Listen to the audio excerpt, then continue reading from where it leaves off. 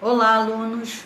Vamos nós fazermos a correção, né, e uma revisão das matérias dadas no terceiro bimestre, ok?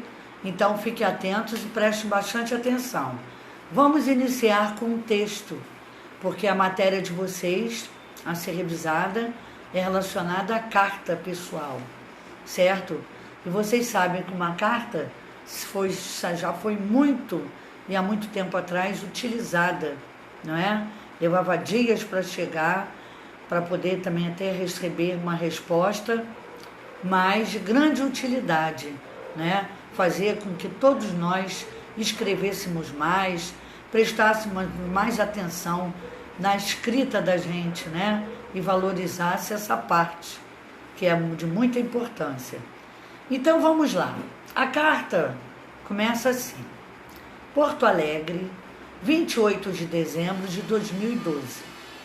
Amado filho Raul, há 2 semanas você viajou para fazer o tão sonhado intercâmbio em Londres. Quer dizer, ele foi morar lá, né? E já sinto imensas saudades. Ou seja, a mãe escrevendo para o filho Raul, que está morando em Londres. Como foi a viagem? Estranhou o clima e a alimentação dos britânicos? Britânicos são os povos, né, da Inglaterra. Você vai ficar aí 2 anos, por isso trate de escrever mais, já que nem sempre será possível telefonar. O que você está achando da cidade e dos londrinos? Seu pai e seus irmãos enviam fortes abraços. E Breno pede que você entre em contato com ele pela internet, o irmão dele, né? Na próxima semana será o aniversário de sua irmã, Ana. Não esqueça de telefonar.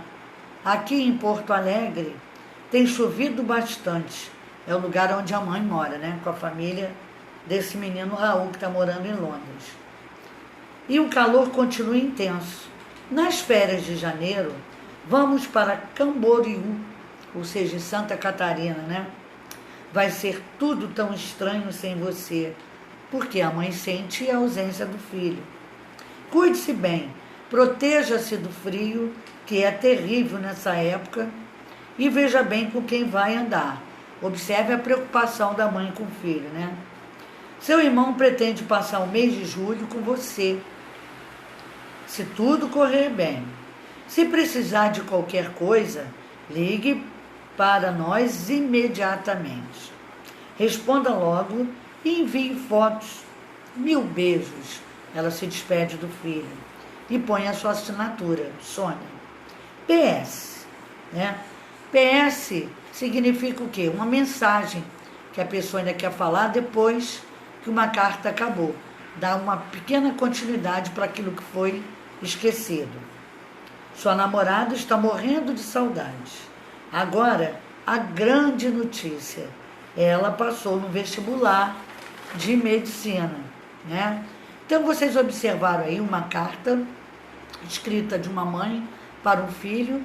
Ela, que mora no Rio Grande em Porto Alegre, no Rio Grande do Sul, e o filho que está em Londres, né?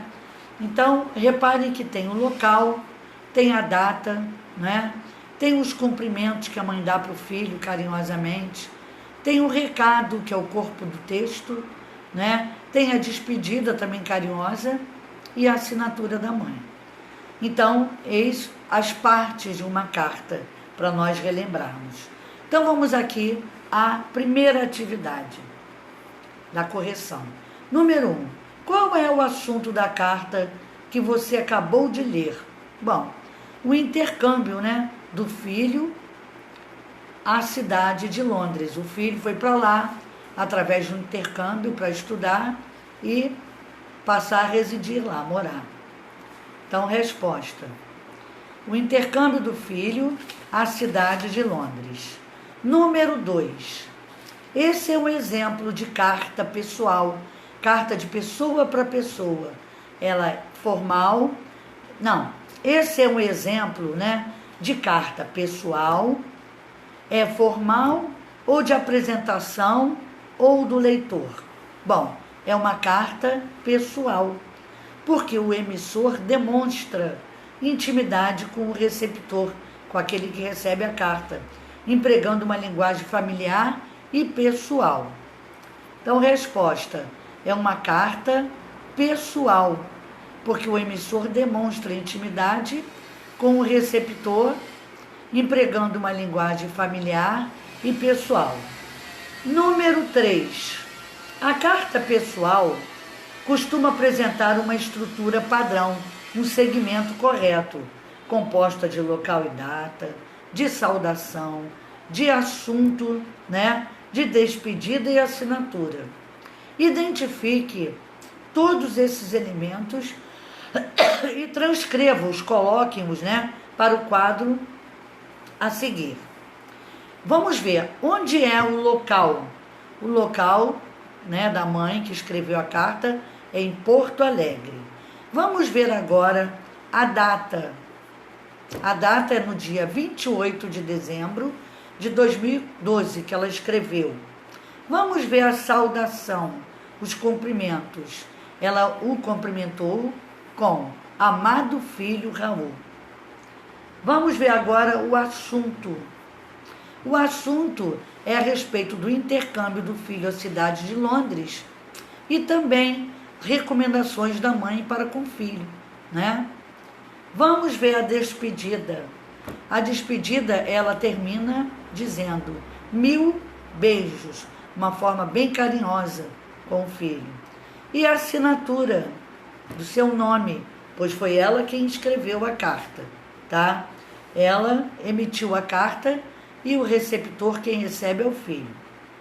Vamos agora na página, no número 4, letra A.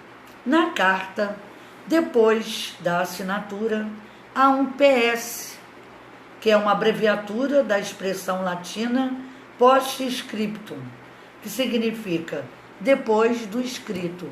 Alguma coisa que você queira escrever depois do escrito, você coloca em PS. Qual é a finalidade do PS? Bom, é indicar algo que se julgue necessário acrescentar a uma carta após o seu encerramento. Você vai colocar alguma coisa depois do encerramento da carta, alguma coisa que você lembre, queira colocar, você coloca como se fosse uma observação, PS, tá? Letra, então, para indicar algo que se julgue necessário acrescentar a uma carta após o seu encerramento. Letra B. Qual foi o objetivo da mãe de Raul ao incluir um PS na carta? Lembrar de um fato que ela se esquecera, Ela se esqueceu de colocar alguma coisa durante a carta, que era relacionada à namorada dele que tinha passado para a prova de medicina, no vestibular, e que a namorada estava morrendo de saudade. Então, ela quis lembrar para o filho alguma coisa que ela esqueceu. Então, lembrar de um fato que esquecera. Número 5. A linguagem é formal ou informal? Ela é informal, bem simples, De uma maneira simples, porque é de intimidade entre o filho e ela. Por que foi utilizado esse tipo de linguagem? Porque é um texto descontraído e com expressões íntimas, como 1000 beijos. Então, resposta: linguagem informal, porque é um texto descontraído, não precisa de muito rebuscamento, nem de muitas palavras difíceis, porque afinal de contas há intimidade entre mãe e filho, e com expressões íntimas como 1000 beijos. Número 2, letra A. Responda: qual é o objetivo da carta pessoal? É comunicar alguma coisa a alguém, É mostrar coisas que a pessoa precisa saber, fazer comunicações do que está acontecendo no dia a dia, Então, comunicar algo a alguém por meio da escrita. O objetivo é comunicar algo a alguém por meio da escrita. Letra B. Quem é o público-alvo da carta pessoal? É o público em geral, todos podemos, né, escrevermos cartas, mandarmos para quem quisermos. Não é mais comum hoje em dia por causa dos e-mails que existem na internet, né? A comunicação na internet é muito mais rápida. Você fala com as pessoas no Facebook, no Instagram, você fala por e-mail, chega na mesma hora. A carta, ela é o quê? Mais demorada. E era um meio de comunicação mais antigo, né? Então vamos ver a resposta. O público-alvo é o público em geral. Letra C. Quais são as características da crônica humorística? Bom, tem que conter local e data, dizer onde está e a data do dia que escreveu. A saudação de uma forma carinhosa para alguém, os cumprimentos, né? O corpo do texto é o quê? O corpo do texto é onde vai vir a mensagem que você vai mandar para a pessoa na carta, de forma escrita. Tem que ter também a despedida, para encerrar, e a assinatura da pessoa. Então, as características são: contém local e data, saudação, corpo de texto, despedida e assinatura. Vamos ao número 2. Aliás, o número 3. Complete. Letra A. O objetivo do e-mail. Agora nós vamos revisar o e-mail, né, que também é um meio de comunicação rápido, moderno, que foi lançado pela internet. Você passa e chega rápido. Bom, o objetivo é enviar uma mensagem via internet, de modo a se comunicar com alguém, né? E chega rapidinho. Então, o objetivo é enviar uma mensagem via internet, de modo a se comunicar com alguém. Letra B. O público-alvo do e-mail são pessoas que utilizam a internet para se comunicar. Quem sabe utilizar o e-mail usa demais para poder se comunicar com o trabalho, com os amigos, né? E por aí vai. Então, que utilizam a internet para se comunicar. Letra D. São características do e-mail. Tem que ter o destinatário, para onde vai a carta. Tem que ter uma saudação, um cumprimento também, igual na carta. Tem que ter o corpo do texto, que é a mensagem que você vai enviar para a pessoa. Tem que ter despedida e assinatura. Então, essas são as características do e-mail, parecidos com a carta. Destinatário, só que chega mais rápido, né? Tem que ter o destinatário, o nome para quem a gente vai enviar, a saudação, que é um cumprimento, o corpo do texto, que é a mensagem em si, a despedida, de forma carinhosa, e a assinatura. Número 4, letra A. Use C para certo e E para errado. Na letra A língua pode variar de acordo com o grupo social, a escolaridade, a idade, a época, a região em que o falante vive ou já viveu, o assunto ou ainda de acordo com a situação comunicativa. Chamamos a isso de variação linguística. Sim, variação linguística. Variação linguística é a variedade da maneira de se falar com as pessoas, né?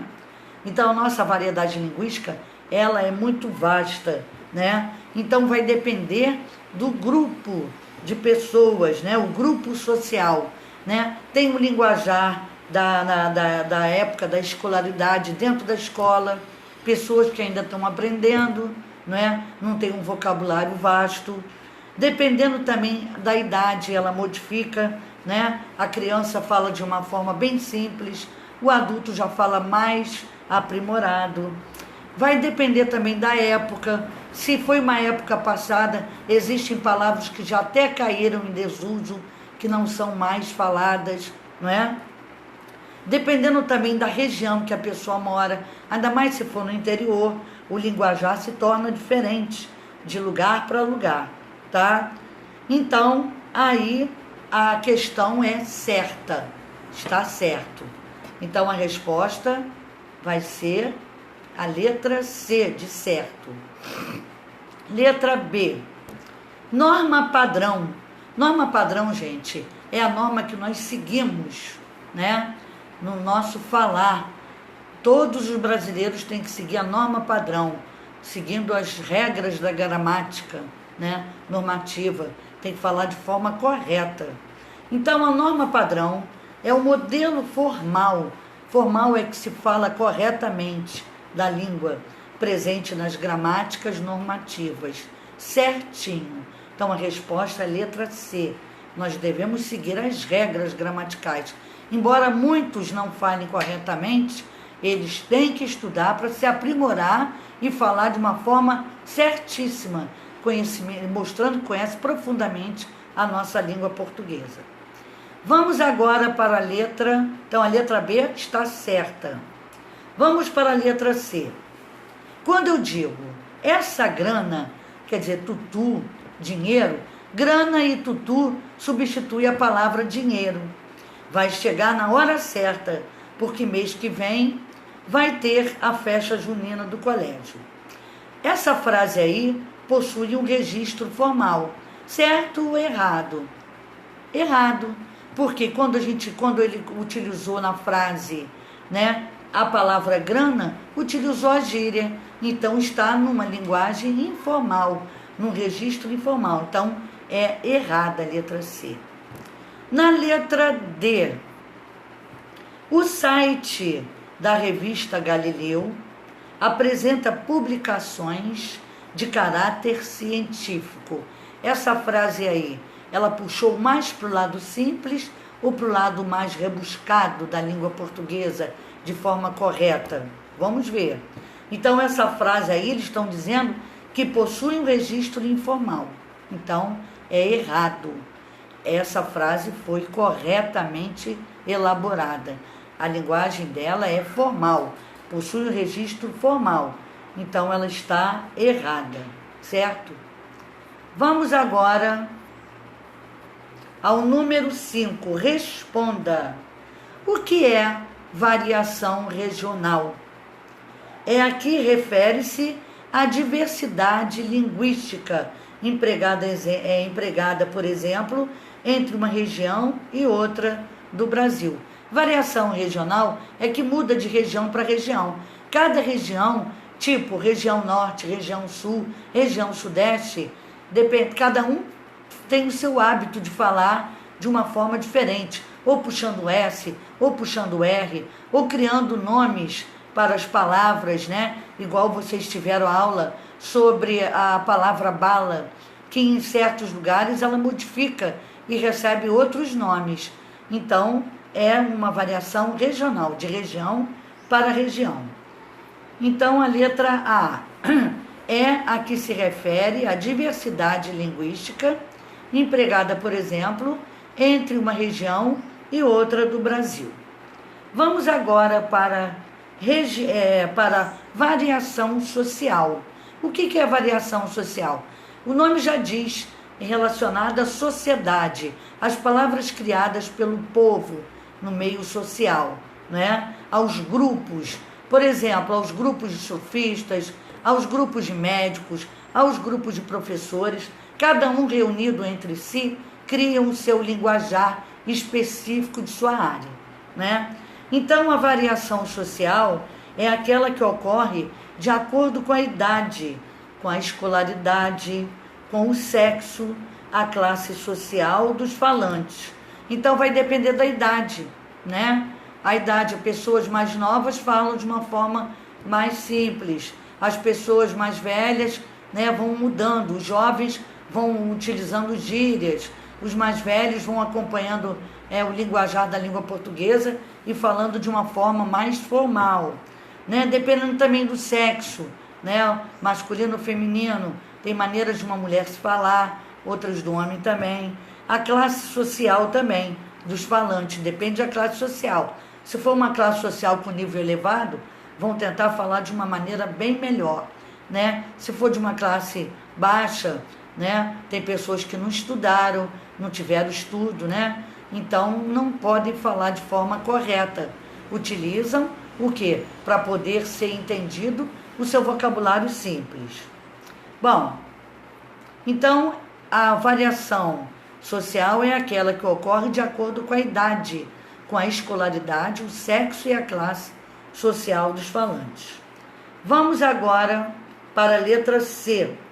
O que é variação histórica? Gente, variação histórica são aquelas em que as palavras, né, que foram utilizadas há tempos e tempos atrás, na nossa história passada, em que as palavras eram escritas com PH, como farmácia, né, não é com, agora é com F, mas antigamente era com PH. Então, muitas palavras antigas foram caindo em desuso, ou seja, sem ter mais uso atualmente, e nem são mais lembradas e faladas, a não ser que a gente olhe num livro de história ou num livro relacionado à parte linguística e a gente veja as palavras que já foram boas, né? Como é que se fala? Utilizadas antigamente, agora não são mais. Então vamos ver o que é variação histórica. São as mudanças que uma língua sofre com o passar do tempo. Agora, gente, nós vamos para a última questão. É a questão a respeito do livro paradidático, Pantanautilus, o nome do livro lido por vocês nesse bimestre. Na semana passada foi dada, né, essa matéria. Então vamos ver. Essa matéria não, esse livro para vocês lerem e a gente trabalhar com ele. Vamos ver a primeira, a letra A. Dê o significado para o termo Pantanautilus. Pantanautilus, gente, foi uma criação, né, do avô da menina, junto com o francês, né, que criaram o quê? Um mini, ou seja, um pequeno submarino, né, de vidro, parecendo uma bolha, né, parecendo com uma bolha de ar. Para quê? Para poder navegar embaixo das águas e poderem ver as coisas que ali embaixo iriam aparecer, né? Então vamos ver o que é a Pantanautilus. É um pequeno submarino de vidro parecido com uma bolha de ar. Letra B. Qual era o plano do avô Manu, né? Que ele queria que a sua neta explorasse a planície pantaneira, né? Lá do Pantanal, do Mato Grosso, onde ele morava, né? Que era inundada, num pequeno, que era inundada, então ela teria que entrar nele e submergir, nesse pequeno submarino de vidro, que é o Pantanautilus. Então, que a sua neta explorasse a planície pantaneira inundada num pequeno submarino de vidro, o Pantanautilus. Ou seja, o avô, ele criou isso com o francês, mas o francês morreu. E ele sozinho, agora mais velho, não poderia fazer essa proeza. Então ele, pediu a neta que fizesse por ele, para ele poder fazer os registros, como ele sempre fazia, já que ele era uma pessoa muito criativa e inventiva. Letra C. Quem são os personagens da história? Bom, são vários. Ana Carolina, né? O Lau, que trabalhava na casa do avô, o Haroldo, né? E avô Manu. O Haroldo também era um amigo do avô, que levou a menina lá na fazenda. A avó Aqualina, que era esposa de avô do vovô Manu, e velho Geraldo, que era tipo um feiticeiro, né? Que conversava com os bichos e com as plantas. Então, resposta. Ana Carolina, a menina principal da história, né? A personagem principal. O Lau, o Haroldo, o avô Manu, a avó Aqualina e o velho Geraldo. Letra D. Quem era o velho Geraldo? Era um feiticeiro que falava com os bichos e com as plantas. E que ensinava, né? Que ensinou a Ana sobre a natureza e a vida. Então, resposta: era um feiticeiro que falava com os bichos e as plantas e que ensina a Ana sobre a natureza e a vida. Última perguntinha: em que espaço ocorre a história? A história acontece no Pantanal do Mato Grosso, na fazenda do avô. Então, no Pantanal do Mato Grosso. Bom, gente, aqui a gente fez a revisão da gente hoje. Eu espero que vocês leiam novamente, né? E respondam com atenção, estudem, né? E a respeito disso tudo aí, dessas perguntas todas que eu lancei, que elas são importantes para a prova do terceiro bimestre. E eu peço que em casa vocês continuem estudando também as matérias, acompanhando pelo livro tudo que foi dado nesse terceiro bimestre, ok? Então, um beijo para vocês e um bom dia, meus amores. Tchau.